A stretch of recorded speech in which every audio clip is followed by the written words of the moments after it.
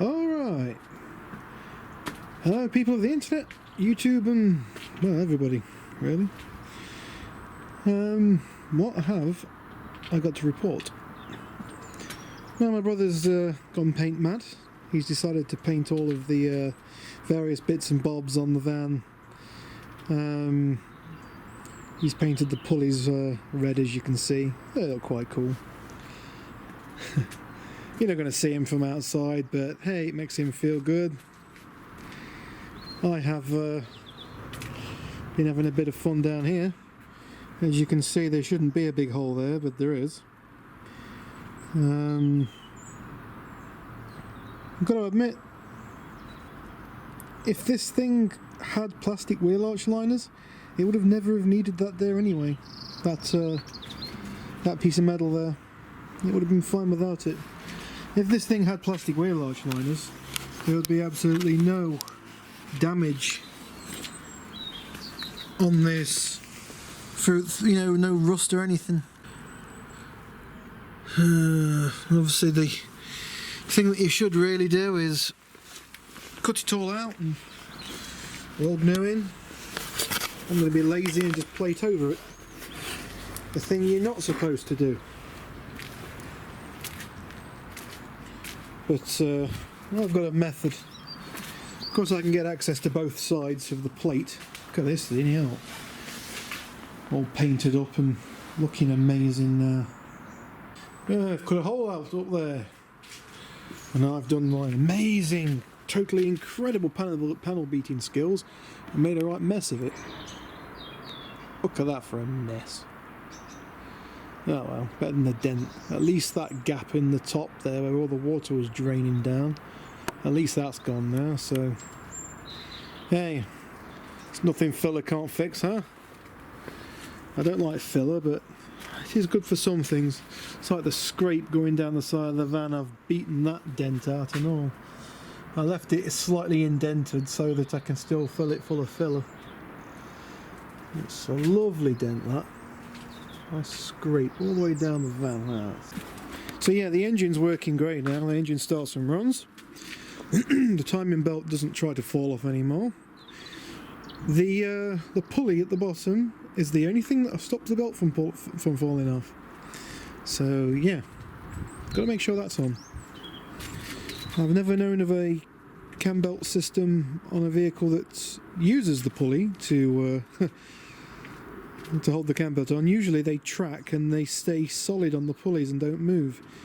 That's how they work on the Fiat engine. Anyway, on the Fiat Panda I've got outside, you can run that without a pulley on the bottom and it's fine. But obviously on these engines, you can't. Still got some work to do on the battery tray. It's a bit of a mess, but I've done the worst of it outside. It just needs painting and whatnot. Should be fine. I am going to be trying to plate this thing out. I'm trying to get it right. So yeah, can't I just bang plastic in there and call it a job done? If only they made plastic wheel arch liners for these things. Just make it so easy. None of this rust would be an issue if they did that. Yeah, we've cut the caliper off, look, and we've just got it on pinching the hose.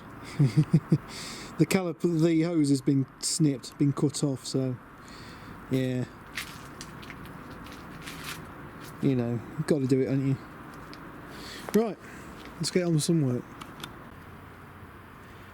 So I had a couple of guys ask me, how do I treat rust that's gone into a seam?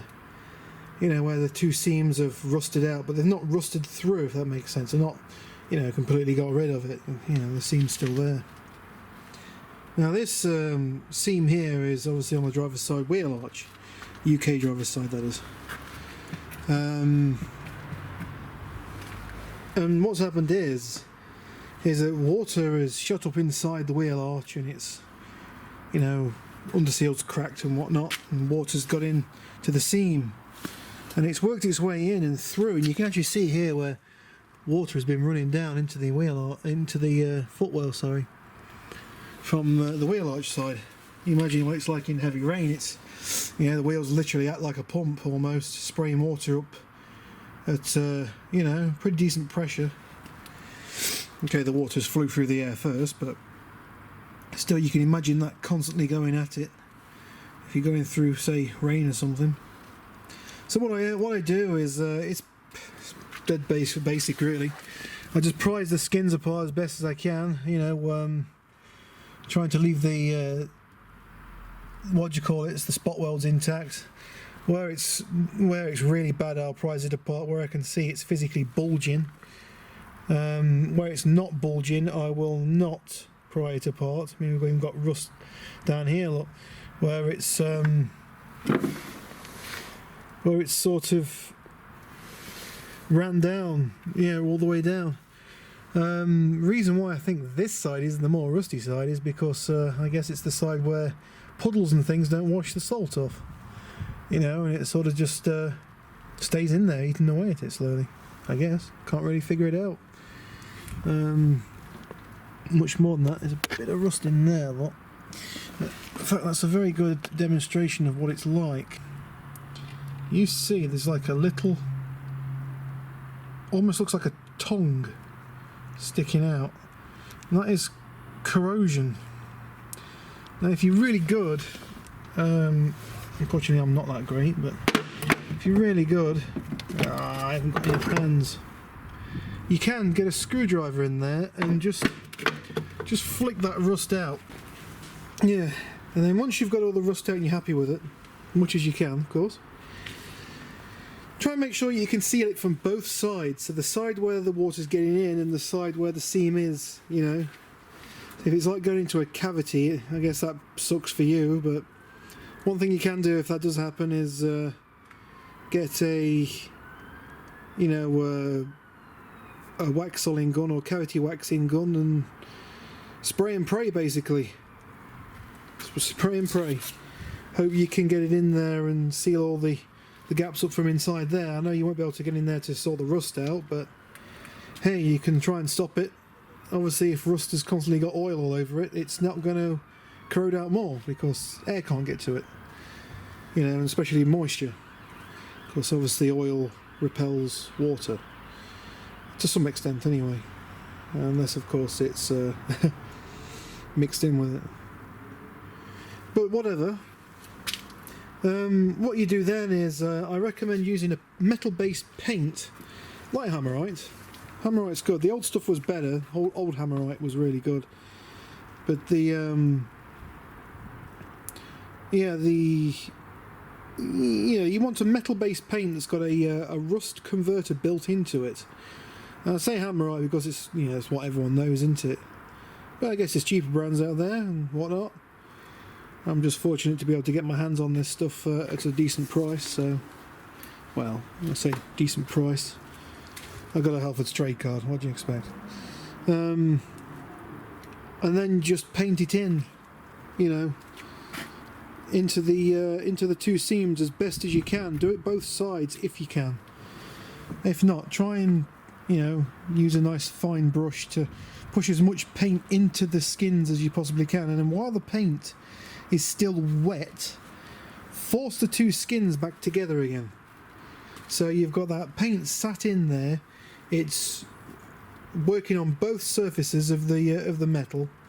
It's all squidged out on both sides, and hopefully it's going to convert all that rust back into, you know, half decent metal again. Or what is it converts it to? Is it iron phosphate usually? So the rust converters convert it to, which is thankfully a non-reactive, you know, conversion.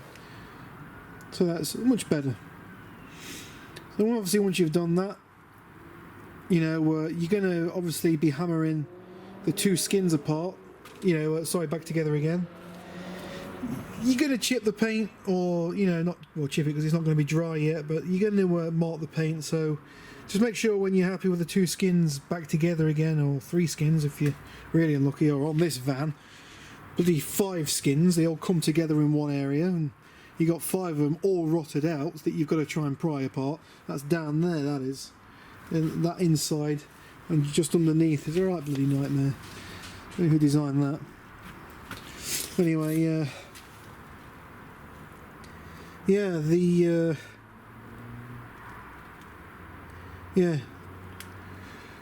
fix it, put it all back together again and paint up where where you've marked the paint, and that should fix it. And obviously I recommend as soon as it's dry you go over it again with either another coat of paint or some, I don't know, other kind of rust proofing, like I don't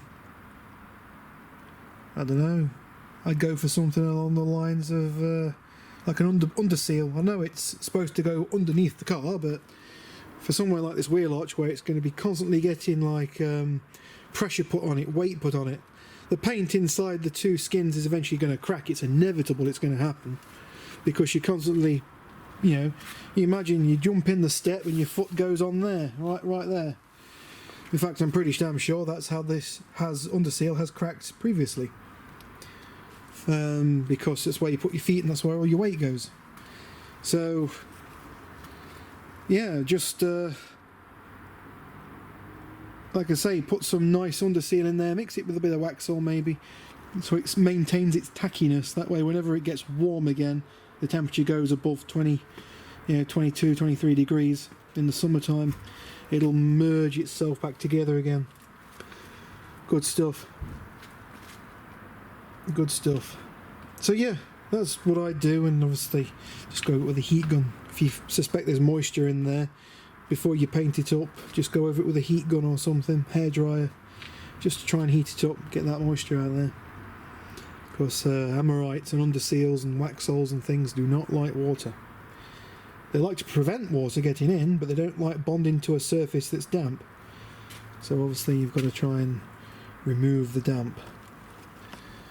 That's just my little way of bodge fixing it, and it sure as hell beats drilling out all the spot welds, painting both surfaces and then spot welding it back up again, because what's a spot weld whenever it's done? It's just something that gets really hot and melts the paint off that you've just put in there.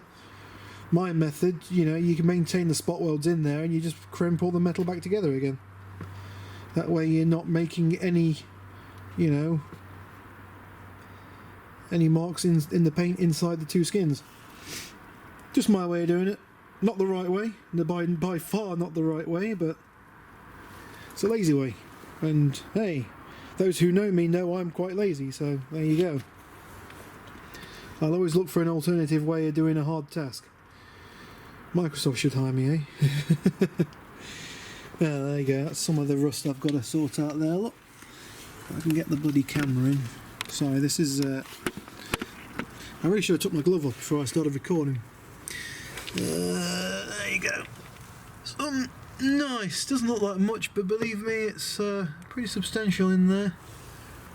And I've got some rust down there. Look how it's all burst open. Look, where I've been whacking at it with a chisel and whatnot. Beautiful. But like I say, I'm actually going to be lazy and leave that. I'm going to plate it from the underneath, so all of that metal is going to be completely covered. On the underside of the van, it's going to be a complete patch put over that. And this metal here should not get any water on it whatsoever. It shouldn't. It just shouldn't get any water on it whatsoever. And what I'm going to do is, through these holes, which I'm going to tactically leave there, I'm going to inject loads of Waxol into it, hot Waxol. And I'm actually going to heat this whole area up with a heat gun, and keep Waxol being pumped into it until I see Waxol that's being put in them two holes up there run out of that hole down there. And then I'll probably still keep pumping Waxol in it, because I'll just cover it up, remove the heat source and let it all solidify in it. It's going to be a bloody mess whenever you pull the carpet up, but we'll worry about that when the time comes. At least it'll be rust proofed, eh?